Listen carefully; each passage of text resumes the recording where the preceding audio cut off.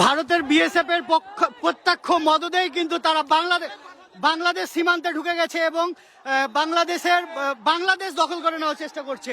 এই মুহূর্তে তারা বাংলাদেশ সীমান্তে চলে এসে তারা পাথর নিক্ষেপ করছে এবং বিপুল বোমা মজুত করে রেখে তারা বোমা চালাচ্ছে। আমরা দেখতে পেয়েছি কয়েকজন বিজিবি সদস্যও কিন্তু এখানে আহত হয়েছেন।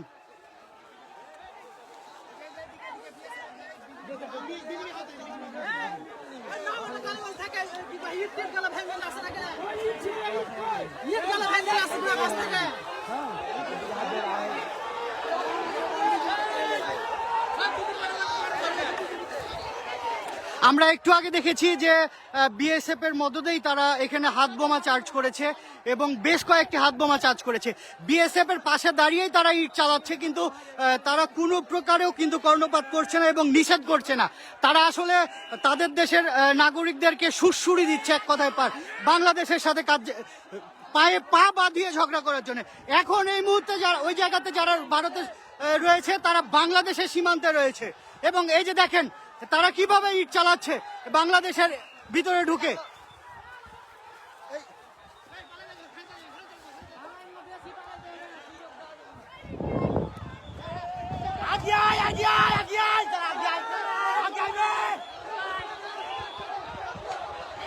এখানকার পরিস্থিতি খুবই ভয়াবহ।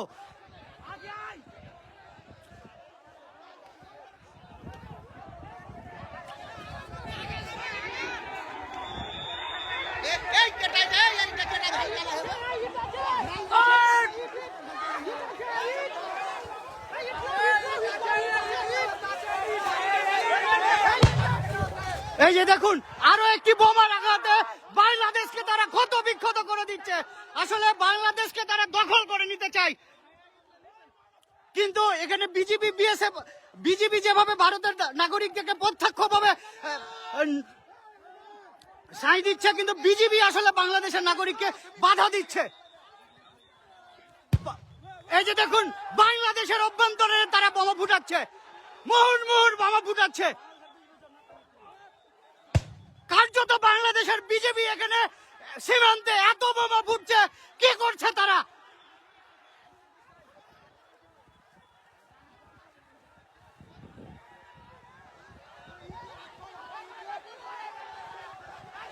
বাংলাদেশের অভ্যন্তরে আসার পরেও বিএসএফ গুলি কিন্তু ছাড়ছে না, কিন্তু তারা তাদের নাগরিকদেরকে দিয়ে মুহুর্মুহুর বোমা ফুটাচ্ছে। এখানে একটা যুদ্ধ